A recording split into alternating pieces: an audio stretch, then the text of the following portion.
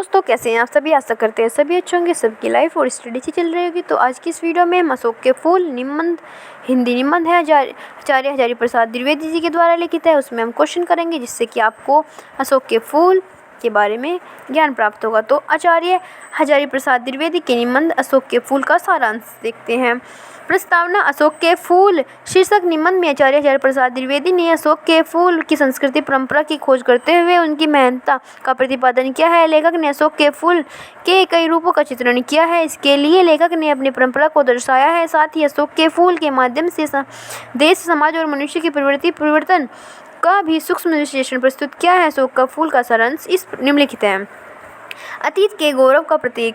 अशोक के फूल के पीछे दिए हुए सांस्कृतिक गौरव जो अब विलुप्त हो गया है को याद करके लेखक का मन उदास हो जाता है। वह उमड़ कर भारतीय रस साधना के पीछे हजारों वर्ष पर बरस जाना चाहता है। लेखक उस वैभवशाली युग की रंग स्थली का विचरण करने लगता है। कालिदास को काव्य में वर्णित। कालिदास ने अपने काव्य को में अशोक के फूल के नववधु के गृह प्रवेश करती भांति शोभा और गरिमा बिखरते हुए पुष्प के रूप में वर्णित किया है। कामदेव के 5 बाणों के सम्मिलित आम, अरविंद, नीलकमल तो उसी प्रकार सम्मान पाते हैं चले आ रहे हैं, लेकिन चमेली की मेहनत अब कुछ कम हो गई है, लेकिन समाप्त नहीं हुई है। अशोक के फूल को तो बिल्कुल भुला ही दिया गया है, लेकिन लेखक के अनुसार क्या ऐसा मोहक पुष्प भुलाने योग्य है? क्या संसार से भारी सहृदयता मिट गई है? गंधर्व एवं यज्ञों द्वारा पूजित।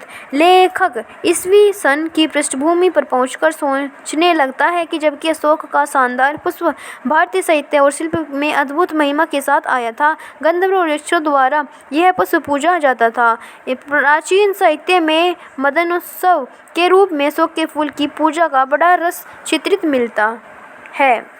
राजाओं की वंश परंपरा का रक्षक। राजघरानों की रानियां के कोमल पद प्रहार से यह पुष्प खिलता था। निसंतान स्त्रियां इसकी पूजा अर्चना करके संतान सुख पाने की कामना करती थी। अशोक का फूल राजघरानों का विशेष प्रिय था। अपनी मोहकता से सब को आकर्षित करता रहता था। अशोक के फूल की रहस्यमयता।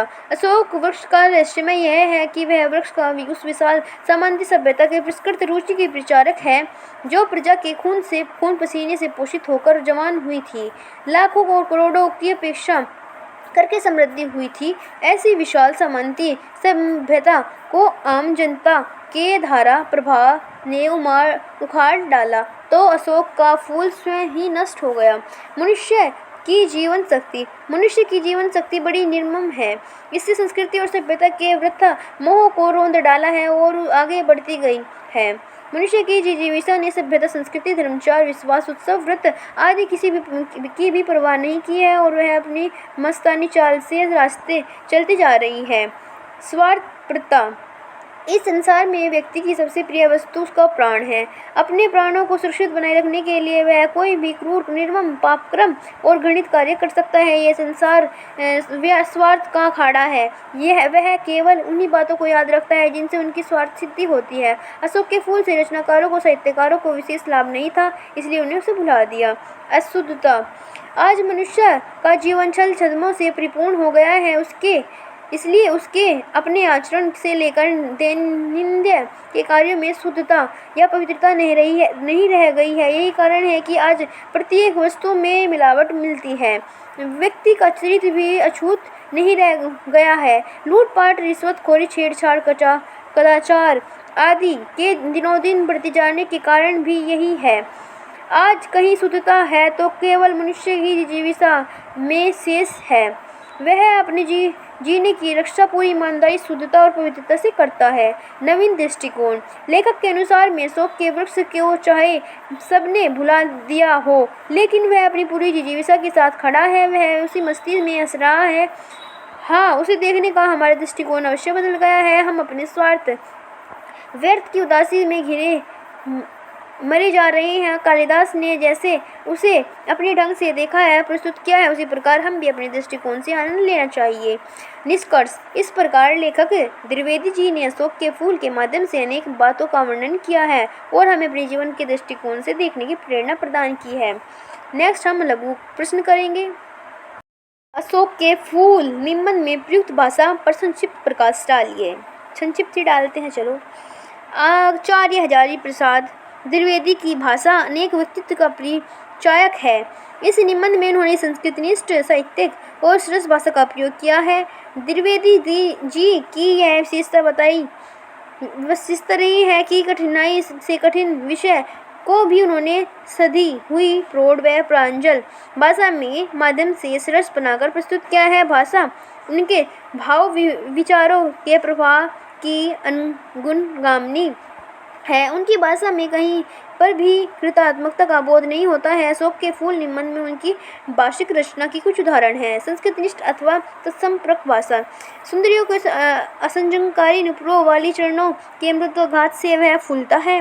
कोमल कपालों कंठ वित्सक के रूप में झूलता है और चंचल नील अलकों की अंचल शोभा को 100 गुना बढ़ा देता है। सामान्य बोलचाल की भाषा। दुनिया बड़ी भुलक्कड़ है, केवल इतना ही याद रखती है जितना उसका स्वार्थ साधता है, बाकी उसको फेंक कर आगे बढ़ जाती है। Thank you. और नेक्स्ट हम करेंगे अति लघु उत्तरीय प्रश्न। तो इसमें हम अशोक के फूल देखते हैं और जो कि है हमारे टॉप अति लघु उत्तरीय प्रश्न 24। तो आइए चलते हैं। अशोक के फूल के निबंध में लेखक ने अपने विषय को क्या परिचय दिया है। लेखक ने स्वयं को अन्य लोगों की अपेक्षा कम दूरदर्शी बताकर अपनी उदारता महानता का परिचय दिया है। प्रश्न संख्या 2, वे बहुत दूरदर्शी होते हैं पंक्तियों से लेखक का आशय क्या है। वे बहुत दूरदर्शी होते हैं पंक्तियों का आशय है कि कुछ लोग तो बहुत दूर तक देखने वाली गहन दृष्टि रखते हैं। वे बहुत आगे तक विचार करते हैं। वे सामने वाले व्यक्तियों के जीवन की अंतिम मुहूर्त तक का हिसाब लगा लेते हैं। 3, कवि कालिदास ने अशोक को क्या सम्मान दिया है। कालिदास ने अपने साहित्य में अशोक के फूल को अत्यंत सम्मान दिया है। अशोक के फूल की मादकता का अनुभव करने की दृष्टि कालिदास के पास थी। ऐसा वर्णन पूर्व पहले किसी का नहीं था। लेखक ने किस प्रकार लोगों को स्वार्थी कहा है। लेखक ने उन रचनाकारों को या साहित्यकारों को स्वार्थी कहा है जिन्होंने अशोक के फूल के भूल जाने की गलती की है। लेखक के अनुसार में यह संसार बड़ा स्वार्थी है। यह केवल उन्हीं बातों को याद रखता है जिनसे उनका स्वार्थ सिद्ध होता है। प्रश्न संख्या 5, सारा संसार स्वार्थ का अखाड़ा ही तो है, पंक्ति का क्या हास्य है। पंक्तियों का हास्य यह है कि सारा संसार स्वार्थ व्यक्तियों से भरा पड़ा है। यह हर व्यक्ति अपनी स्वार्थ सिद्धि में लगा है। मानव जाति किस मोह को रोनती चली जा रही है। मनुष्य की जीवन शक्ति बड़ी निर्मम है। वह सभ्यता और संस्कृति के वृक्ष मोह को रोनती चली जा रही है। अब तक न जाने उसने कितनी जातियों एवं संस्कृति को पीछे छोड़ दिया है। प्रश्न संख्या 7, मानव का व्यवहार किस प्रकार परिवर्तित होता है। मानव कभी भी वर्तमान स्थिति से संतुष्ट नहीं रहता है, अतः हमेशा उसके व्यवहार एवं संस्कृति में परिवर्तन होता रहता है। इसके लिए वह हमेशा प्रगतिशील रहा है। प्रश्न संख्या 8, मनुष्य की जीवनी शक्ति बड़ी निर्मम है। पंक्तियों के आशय स्पष्ट कीजिए। मनुष्य की जीवनी शक्ति बड़ी निर्मम है। पंक्ति का आशय यह है कि व्यक्ति का अपना प्राणों से बहुत मोह होता है। वह सदैव अपने प्राणों की रक्षा के लिए प्रयास करता रहता है। यदि अपने प्राणों के लिए उसे किसी की हत्या करनी पड़े तो वो पीछे न हटता। इसके लिए तो वह कुछ भी करने को तैयार है। तब उसे उचित अनुचित का ध्यान भी नहीं रहता है। हमारा समाज आज समाज का स्वरूप कैसा है। हमारे सामने आज समाज के स्वरूप विभिन्न सभ्यता एवं संस्कृति को ग्रहण कर त्याग रूप है। प्रश्न संख्या 10, मनुष्य के नई शक्तियाँ किससे पाई है। मनुष्य ने संघर्षों से नवीन शक्तियों को प्राप्त किया है। धर्मचारों विश्वासों का अर्थ स्पष्ट कर दिए। धर्मचारों का अर्थ है धर्म परंपरा तथा विश्वासों का अर्थ है निश्चित धारणा। प्रश्न संख्या 12, आज सामंती सभ्यता की क्या स्थिति है। आज सामंती सभ्यता पूरी तरह उखड़ गई है। उनका समाज ढाया गया है और विशालतापूर्वक जीवन की धूमधाम मिट गई है। अशोक का वृक्ष किसका प्रतीक है। अशोक सामंत सभ्यता का परिष्कृत रुचि का प्रतीक है। सामंत सभ्यता किसके आधार पर पत्नी बढ़ी। सामंत सभ्यता साधारण प्रजा के परिश्रमों पर पली थी। उसके रक्त के संसार कणों को खाकर बड़ी हुई थी और लाखों करोड़ों को अपेक्षा से समृद्धि हुई थी। प्रश्न संख्या 15, संतान कामनियों को किसका वरदान प्राप्त होने लगा। संतान कामनियों को गंधर्व से इसका शक्तिशाली देवता का वरदान मिलने लगा था। 16 यक्षों की प्रतिष्ठा किसने घटा दी? यक्षों की प्रतिष्ठा पीरों, भूतों, भैरवों एवं काली दुर्गा ने घटा दी। प्रश्न संख्या 17 अशोक के वृक्ष की क्या विशेषताएं हैं? अशोक का वृक्ष मनोहर, रहस्यमय व अलंकार में है। लेखक ने मनुष्य का जिजीविषा को किस रूप में प्रस्तुत किया है? लेखक ने मनुष्य की जिजीविषा को विशुद्ध रूप से प्रस्तुत किया है। लेखक का मानना है कि दुनिया की सारी चीजें मिलावट से पूर्ण है, कोई भी वस्तु अपने विशुद्ध रूप से उपलब्ध नहीं है। इसका पश्चात केवल एक ही चीज है विशुद्ध है, जो वह है मनुष्य की दुर्लभ जिजीविषा। प्रश्न संख्या 19 द्विवेदी जी के नैतिक निबंधों का नाम बताइए। प्रायश्चित की घड़ियां, अंतरिक्ष सत्य का आवश्यक। द्विवेदी जी के ऋतु विषयक निबंधों के नाम बताइए। अशोक के फूल कुटुज, बसंत आ गया फिर बोर गए। द्विवेदी जी के सिद्धांत समीक्षात्मक निबंधों के नाम बताइए। समालोचक की डाक, साहित्य का नया कदम, आलोचना, स्वतंत्रता नाम, क्या आपने मेरी रचना पढ़ी, मनुष्य का सर्वोत्तम कृति है। मनुष्य की जीवन शक्ति कैसी है? मनुष्य की जीवन शक्ति बड़ी निर्मम है, क्योंकि व्यक्ति का अपना प्राणों से मोह होता है। वह सदैव अपने प्राणों की रक्षा के लिए प्रयास करता रहता है, अपने प्राणों की रक्षा के लिए कुछ भी करने को तैयार हो जाता है, यहाँ तक कि वह कितना भी घृणित, निर्मित और क्रूर कार्य क्यों न हो कर सकता है। अर्थात मानव के प्रति मोह ही व्यक्ति की सबसे बड़ी शक्ति होती है, जिससे जीवनी शक्ति कहा जा सकता है। द्विवेदी जी किस विचारक से प्रभावित है? हजारी प्रसाद द्विवेदी जी ने अनेक स्थानों पर अपने गांधीवादी घोषित किया है।